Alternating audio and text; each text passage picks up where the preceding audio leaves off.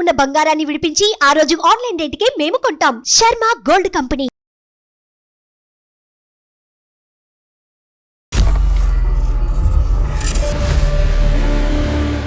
నమస్కారం, welcome to Suman TV. నేను గీతాంజలి. దేశవ్యాప్తంగా ఇప్పుడు ఒకటే చర్చ. పూరిలో ఉన్న ఆ జగన్నాథుడి రత్న భాండాగారం గురించే. అసలు ఆ భాండాగారంలో ఏముంది? అనంతమైన సంపద ఉన్నమాట వాస్తవమేనా? గతంలో చూసుకుంటే 1978వ సంవత్సరంలో సరిగ్గా 46 సంవత్సరాల తర్వాత ఆ భాండాగారం తలుపులు తెరిచారు. జూలై 14వ తారీఖున మధ్యాహ్నం 1:28 సుముహూర్తాన ఆ గది తాళాలు తెరవటం జరిగింది.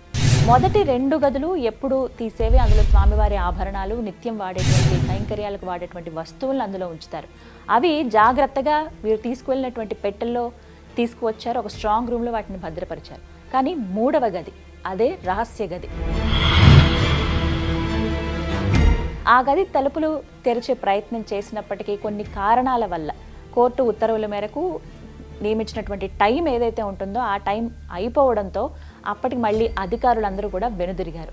మళ్ళీ ఎప్పుడెప్పుడు ఆ రత్న భాండాగారాన్ని తెరుస్తారా, అసలు అందులో ఎంత సంపద ఉందా అని అందరికీ కుతూహలం, ఆసక్తి పెరిగిపోయాయి. ప్రస్తుతం స్వామివారి రథయాత్ర జరుగుతోంది. మరి ఇంకో ఒక్కరోజు మిగిలింది ఈ రథయాత్ర. అందులోనూ భక్తులందరూ అక్కడ ఉన్నారు. ఎవరికి ఎటువంటి ఇబ్బంది కలగకూడదు, మరీ ముఖ్యంగా ఆ జగన్నాథుడికి జరిగేటువంటి సేవలకు ఆటంకం కలగకూడదనే ఉద్దేశంతో ప్రస్తుతం నిలిపివేశారు ఆ రత్న భాండాగారాన్ని తెరిచేటువంటి ఆ ప్రక్రియని.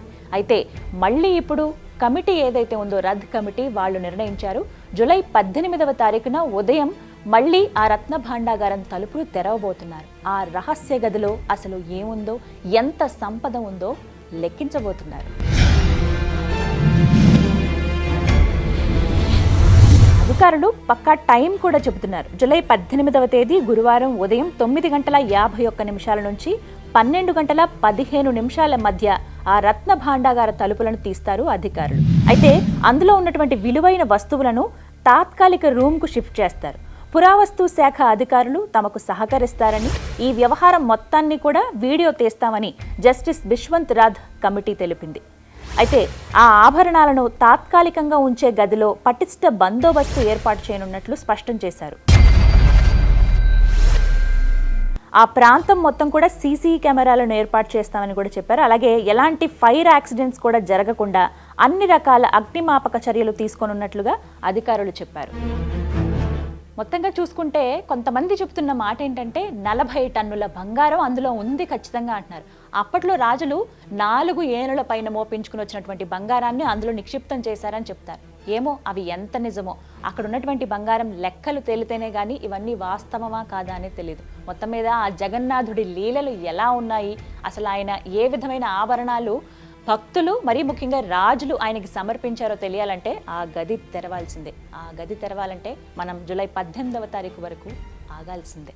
సుమన్ టీవీలో మీ పర్సనల్ అండ్ బిజినెస్ ప్రమోషన్స్ కోసం కింది నెంబర్కి కాంటాక్ట్ చేయండి.